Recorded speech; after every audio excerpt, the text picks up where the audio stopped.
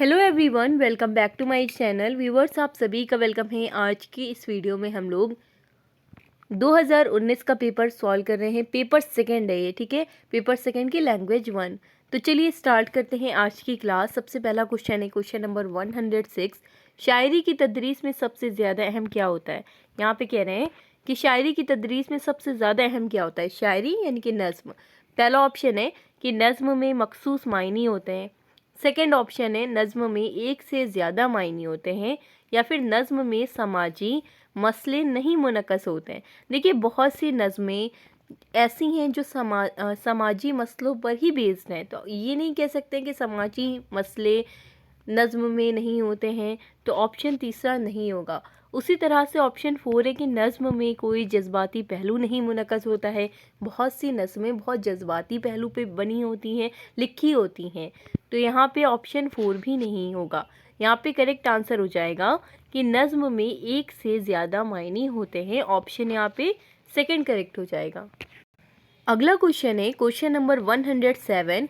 Report तहरीर करने के बारे में, यानी कि रिपोर्ट राइटिंग के बारे में पढ़ाते हुए एक उस्ताद तलबा में अखबार में शाये हुए रिपोर्टों के कुछ तराशे तकसीम करता है, ठीक है।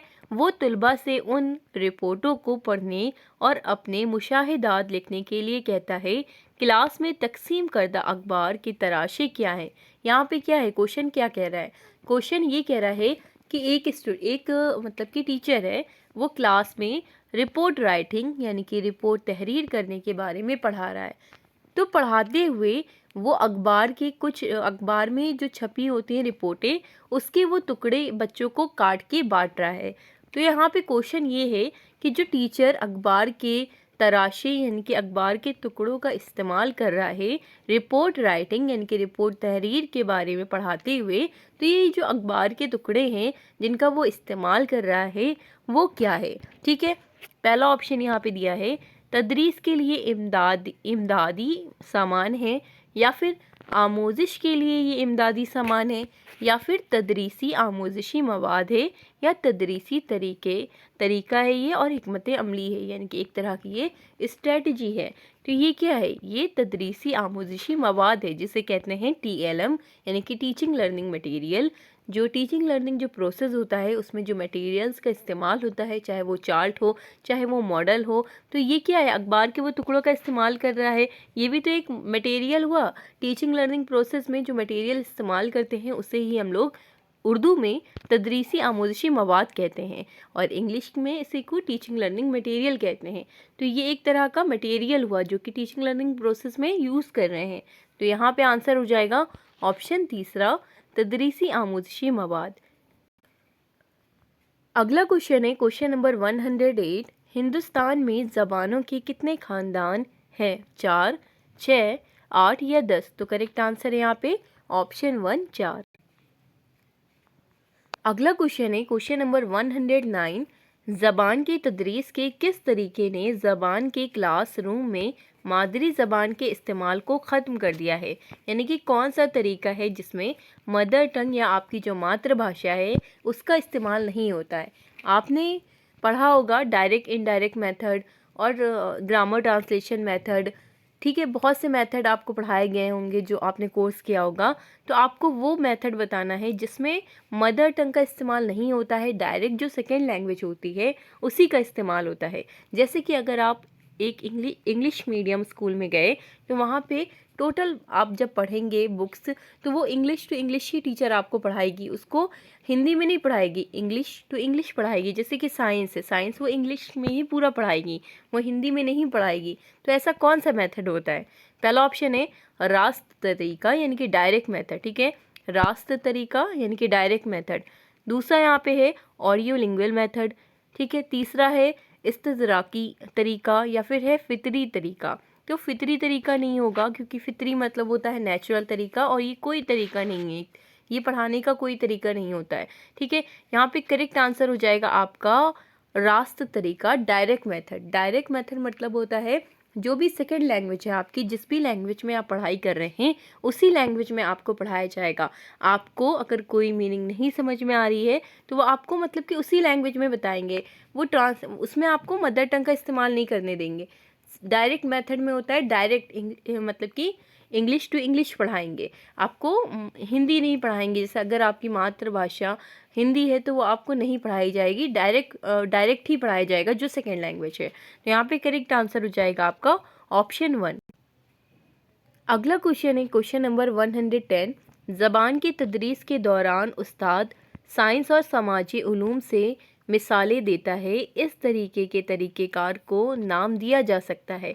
यानी कि लैंग्वेज की तदरीस के दौरान वो क्या कर रहा है टीचर, साइंस और समाजी उलूम से रिलेटेड मिसालें दे रहा है, एग्जाम्पल देता है। तो इस तरह के तरीके को आप क्या नाम दे सकते हैं या क्या नाम दिया जा सकता है। पहला ऑप्शन है साइंस और ज़बान की तदरीस।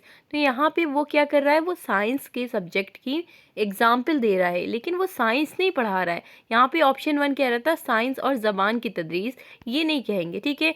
दरसियात से परे ज़बान या फिर TPR या फिर है CLT।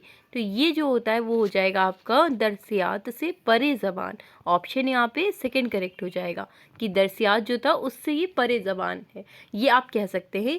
यही सीटेट ने आंसर माना है, ठीक है। तो दरसियात से परे ज़बान यहाँ पे आंसर हो जाएगा। अगला क्वेश्चन है क्वेश्चन नंबर 111। ज़बान की आमोजिश के दक़ूक़ी तनाजुर का ज़ोर होता है। पहला ऑप्शन है गलतियाँ ज़बान के आमोजिशी अमल का हिस्सा है। पहला ऑप्शन ये कह रहा है कि अगर आप सीख रहे हैं तो आप गलतियाँ करेंगे, तो जो गलतियाँ करते हैं वो सीखने का ही हिस्सा होती हैं। सेकंड ऑप्शन है आदत डालने का अमल ज़बान की आमोजिश में मुआविन होता है, यानी कि बच्चे की आदत डालें। ये ऑप्शन सेकंड कह रहा है ये मददगार साबित होगा ज़बान की आमोजिश में। थर्ड कह रहा है उस्ताद को चाहिए कि मुकालमे को याद करना। यहाँ पे याद करने की बात आई, और कहीं पर भी अगर रोट लर्निंग को प्रमोट किया जा रहा हो, रटने की बात हो रही हो, तो वो आपका ऑप्शन नहीं होगा, ठीक है। ऑप्शन 4 है आपका जल्द यानी कि जल्दी जल्दी गलतियों की इस्लाह करनी चाहिए, यानी कि जल्द गलतियों की इस्लाह करनी चाहिए, वरना वो बच्चों के जहन में मखसूस हो जाती हैं। ये आपका ऑप्शन 4 कह रहा है, यानी कि जल्दी जल्दी जो बच्चे गलतियां कर रहे हैं उसको सही कर दीजिए, नहीं तो उनको उसकी ही आदत हो जाएगी, यानी कि उनके जहन में वो चीज़ें मखसूस हो जाएंगी। यहाँ पे करेक्ट आंसर क्या हो जाएगा, सबसे सही आपका ऑप्शन 1 कह रहा है कि गलतियाँ ज़बान की आमोजिशी अमल का हिस्सा है, यानी कि लर्निंग में जो गलतियाँ करते हैं बच्चे वो लर्निंग का ही पार्ट है, सीखने का ही हिस्सा होती हैं गलतियाँ। तो ऑप्शन 1 यहाँ पे करेक्ट हो जाएगा। अगला क्वेश्चन है क्वेश्चन नंबर 112। उस्ताद तुलबा की ख़राब कारकर्दगी की वजह जानने के लिए एक जांच करता है, तो ये जांच होती है।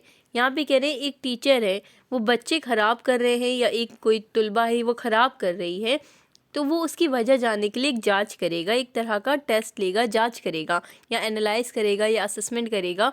तो वो क्या होता है, ठीक है, कौन सा टेस्ट होता है। तो पहला है महारतों की जांच। यहाँ पे कोई बच्चा महारत का काम नहीं कर रहा है जो उसकी जांच कर रहे हैं यहाँ पे, ठीक है। यहाँ पे करेक्ट आंसर हो जाएगा आपका यानी कि तशखीसी जांच। तशखीसी जांच कौन सी जांच होती है, जिसे कहते हैं डायग्नोस्टिक टेस्ट, यानी कि निदानात्मक, यानी कि इसे निदानात्मक कहते हैं हिंदी में, डायग्नोस्टिक को निदानात्मक कहा जाता है। तो डायग्नोस्टिक टेस्ट हो रहा है यहाँ पे, यानी कि बच्चे जो टीचर है वो पहचानने की कोशिश कर रहा है कि क्या वजह है कि बच्चा इतना ख़राब कर रहा है, उसकी कारकर्दगी ख़राब है, तो वो उसकी वजह जांचने यानी कि जानने के लिए वो यहाँ पे एक तरह की जांच कर रहा है, टेस्ट कर रहा है, जिसे ही तशखीसी जांच कहते हैं, डायग्नोस्टिक टेस्ट कहते हैं। इसके बाद फिर होगा रेमीडियल टीचिंग। रेमीडियल टीचिंग होती है यानी कि जब टीचर ने डायग्नोस्टिक टेस्ट कर लिया, उसका पता लगा लिया, तो वो उसकी रेमेडी देता है, जिसे कहते हैं रेमीडियल टीचिंग, यानी कि उसका उपचार करता है, जिसे हिंदी में कहते हैं उपचारात्मक शिक्षण, और इसी को उर्दू में कहते हैं, यानी कि इंग्लिश में कहते हैं उसे रेमीडियल टीचिंग। तो यहाँ पे करेक्ट आंसर हो जाएगा आपका ऑप्शन सेकेंड। अगला क्वेश्चन है क्वेश्चन नंबर 113। छठी जमात का उस्ताद ज़बान का पर्चा जांचने के बाद इस नतीजे पर पहुंचता है कि तुलबा की कारकर्दगी अच्छी नहीं है। फिर वो दोबारा सवालनामा तैयार करता है और टेस्ट लेता है। इस तरह की जांच को क्या कहते हैं। यहाँ पे भी टीचर यही कर रहा है कि वो एक बार पर्चा जांचता है, उसके बाद इस नतीजे पर वो पहुंचता है कि बच्चों ने जो करा है परफॉर्मेंस, यानी कि जो भी उन्होंने टेस्ट में किया है वो एकदम ख़राब किया है, तो इसकी वजह जांचने यानी कि जानने के लिए फिर से वो एक सवालनामा तैयार करता है।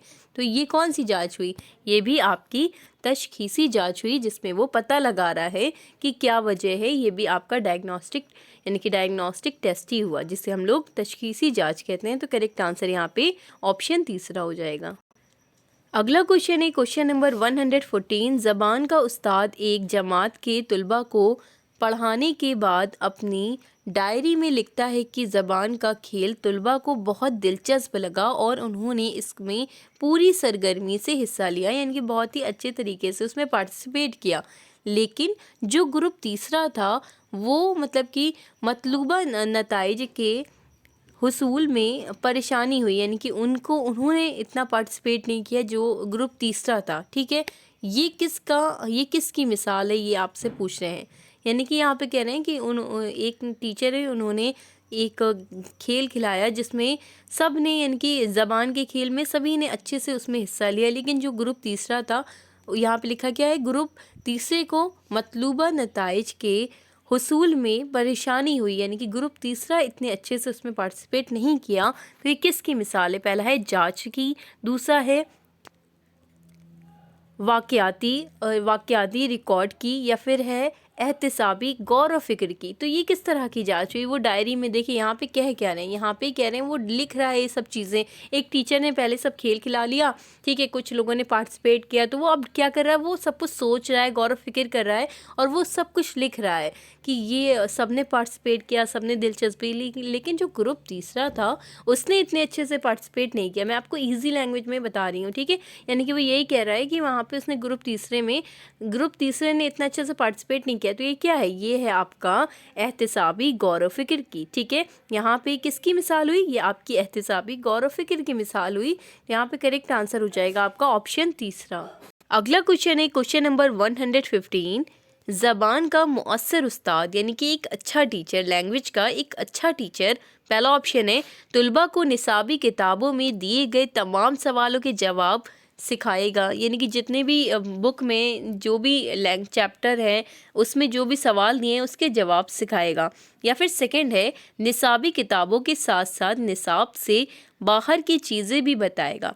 तो एक अच्छा टीचर क्या करेगा? ज़रूरी नहीं है जितना भी बस बुक में लिखा है बस उतना ही कराए, वो बाहर की चीज़ें भी बताएगा। ये यहाँ पे करेक्ट आंसर हो जाएगा। और आपने पढ़ा होगा एनसीएफ क्या कहता है? एनसीएफ 2005 हमें कहता है कि जितना भी आप पढ़ा रहे हैं वो बाहरी ज़िंदगी से जोड़ करके पढ़ाएं, और सिर्फ उस बुक में ही आप ना पढ़ाएं, यानी कि उतने ही महदूद ना रह जाएं, आप बाहर की चीज़ें भी बताएं। तो यहाँ पे ऑप्शन सेकंड सही हो जाएगा कि निसाबी किताबों के साथ साथ निसाब से बाहर की चीज़ें भी बताएगा। ऑप्शन यहाँ पे सेकंड करेक्ट हो जाएगा। देखिए तीसरा क्या है? सिर्फ निसाबी किताबों पर मबनी सवाल नामे तैयार करेगा, तो सिर्फ एक तो लगा है, तो इसलिए आप कट कर दीजिए। ऑप्शन 4 भी यही कह रहा है कि किताब से बाहर कुछ नहीं करेगा। ऐसा नहीं है कि एक अच्छा टीचर सिर्फ किताब में ही रहता है, वो किताब से बाहर कुछ नहीं करेगा। तो ये भी ऑप्शन आपका नहीं होगा, नहीं, यहाँ पे ऑप्शन 1 होगा।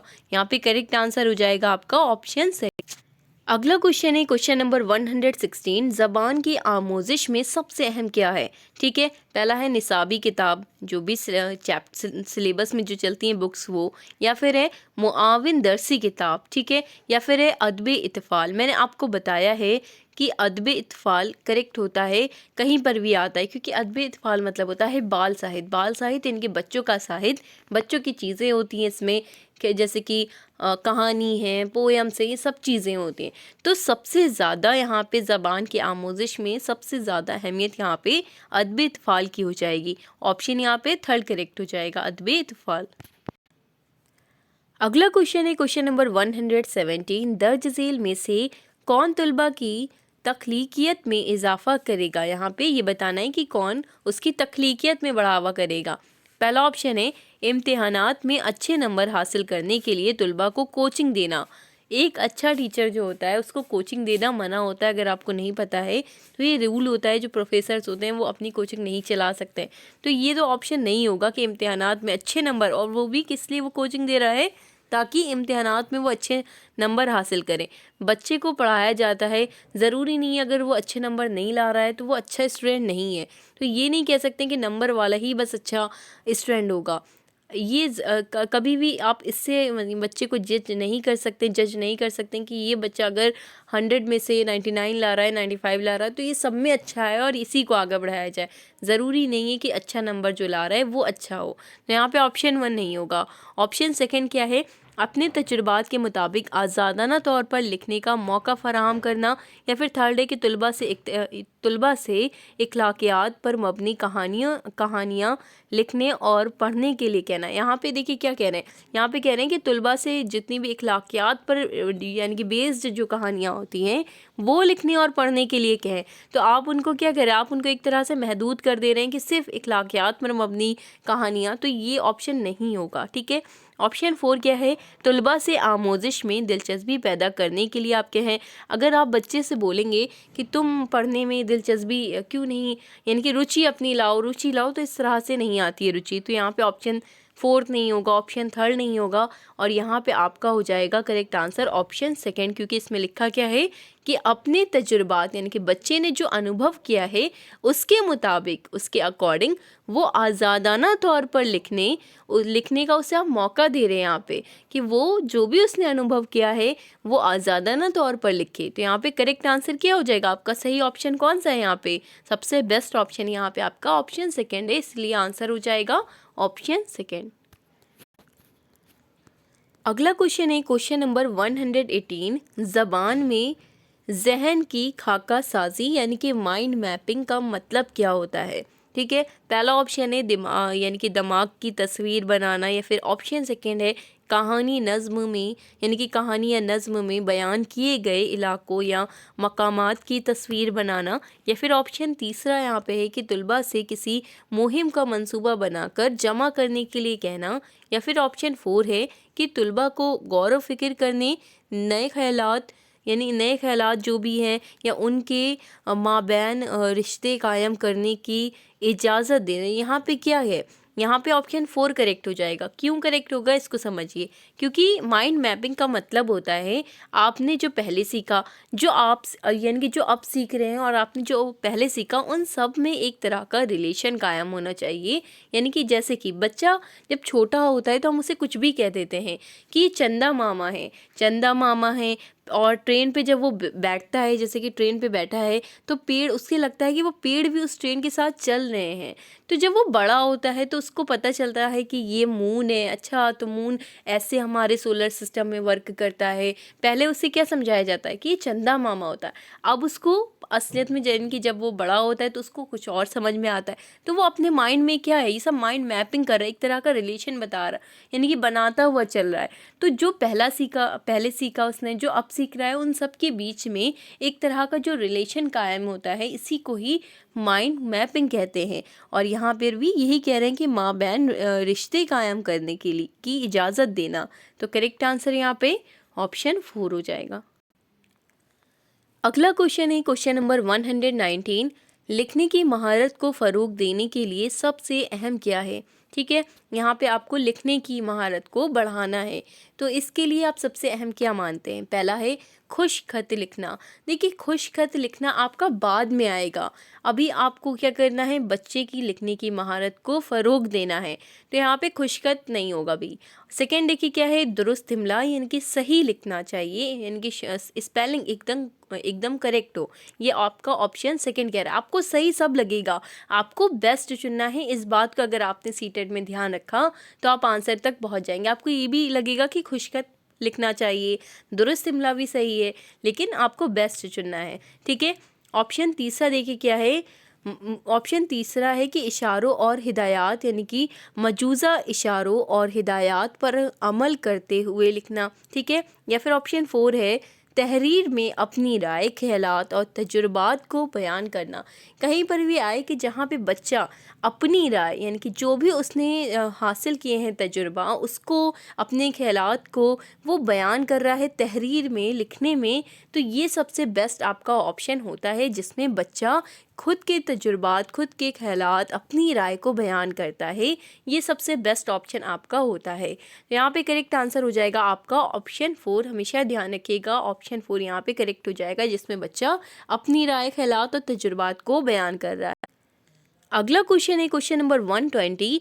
जिस मुताले में आमोज़गार कौन होते हैं? स्टूडेंट यानी कि तुलबा। तो जिस मुताले में आमोज़गार को मतन पढ़ने, मतन मतलब टेक्स्ट, ठीक है, मतन पढ़ने यानी कि जो लिखा है, तो मतन पढ़ने से लुत्फ़ अंदोज़ होने और पढ़ने की आम महारत को फ़रोग़ देना शामिल हो, वो होता है, वो कौन सा मुताला होता है? तो देखिए यहाँ पे सभी मुताला है, तो ऐसा कौन सा मुताला है जिसमें बच्चे के अंदर वो मतन को पढ़ेगा तो उसमें लुत्फ़ अंदोज़ मतलब कि कायम होगा, ठीक है, वो कौन सा मुताला होगा?